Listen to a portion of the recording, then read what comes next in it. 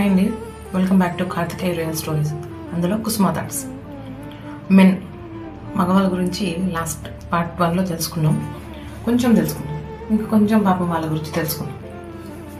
ప్రతి తల్లిదండ్రులు మగపిల్లల్ని ఎలా పెంచుతున్నారనే విషయం మనం పోయినసారి తెలుసుకున్నాం. వాళ్ళకి నేను ఎందుకు చెప్తున్నాను, ప్రతిదీ చెప్పి పెంచండి, ప్రతి పని చెప్పి చేయించుకోండి, వాళ్ళని అలా వదిలేమాకండి. నేను ఎందుకు చెప్తున్నానంటే, ఒక ఆడపిల్లకి ఫ్యూచర్లో ఇంటి పని అనేది ఒకటి ఉంటుంది. అంటే ఏ జాబు అది రాకపోయినా తను ఇల్లు సర్దుకోవాలి, మొగుని చూసుకోవాలి, పిల్లల్ని చూసుకోవాలి, ఇల్లు పని చూసుకోవాలి, వంట చేయాలి. ఇదంతా ఒక పనే. ఈ పని కంటే పెద్ద పని మగపిల్లలకి కుటుంబాన్ని పోషించడం. మోసనోడికే తెలుస్తుంది బరువు అంటారు కదా, అలాగా ఎంత మూత పడుతుందంటే వాళ్ళ మీద అంత మూత పడుతుంది. నువ్వు ఇలాంటివన్నీ నువ్వు చిన్నప్పటి నుంచే నానా ఇలా ఉంటుంది.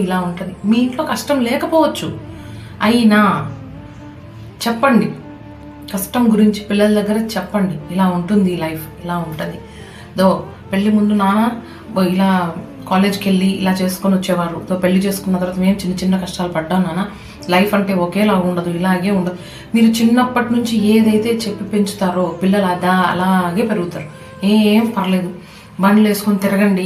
చిన్న అడగగానే ఏది తీసిమాకండి. అడగగానే ఏదైనా తీసిచ్చారనుకోండి, ఇంకా మా అంతటోళ్ళు ఎవరు లేరు. ఇంకా మేము బతికినా ఫుల్ బిందాస్గా బతుకుతాం. బతుకుతారో బతకరో, అది ఎలా బతకాలి అనేది ఆల్రెడీ డిజైన్ చేసేసి పంపించేసి ఉంటాడు దేవుడు. దేన్ని మనము చేంజ్ చేయలేము. అలాంటప్పుడు మనం ఏం చేయాలంటే, పిల్లలకి కనీసంగా మన సైడ్ ఒక బాధ్యత అనుకొని చెప్పాలి. ఇప్పుడు చిన్న పిల్లలు నిజంగా చెప్తున్నానండి, ఇన్స్టాగ్రామ్లో కానివ్వండి, దీంట్లో చూస్తున్నాను, ఏం మాటలు ఉండేవి అసలు ఎలా నేర్పిస్తున్నారు. ఆడపిల్లలైనా సరే రీల్స్ చేసుకుంటూ అది చేసుకుంటూ, అంటే వాళ్ళని మేము అలా వదిలేసామన్నంత అంత బ్యాడ్గానా. కనీసం కూడా ఒక తల్లి తండ్రి మీరు ఆలోచించకుండా, పిల్లలు స్కూల్ నుంచి రాగానే స్కూల్ డ్రెస్ కూడా ఇప్పకుండా, మనం పెంచి మనం భోజనం పెట్టి ఊళ్ళో వాళ్ళ కమెంట్స్తో పిల్లల్ని మనం బాధ పెట్టి తిట్టిస్తున్నామే. ఇది ఎంతవరకు కరెక్ట్? ఇది కలికాలమే కావచ్చు, నేను లేదని చెప్పట్లేదు.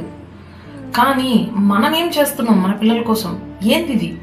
ఇన్స్టాగ్రామ్లో చెడ్డ మాటలు, మగపిల్లలైతే గలీజ్ మాటలు. వాళ్ళ ఇంట్లో పేరెంట్స్ లేరా? ఉన్నా పట్టించుకోరా? లేకపోతే ఇలా పెరిగితేనే మంచిది అని అనుకుంటున్నారా? ఏంటిది? పేరెంట్గా మనమే పట్టించుకోకపోతే వేరే వాళ్ళు ఎలా పట్టించుకో? అసలు మన పిల్లల్ని ఇంకొకరు ఒక మాట అనేది ఏంటంటే,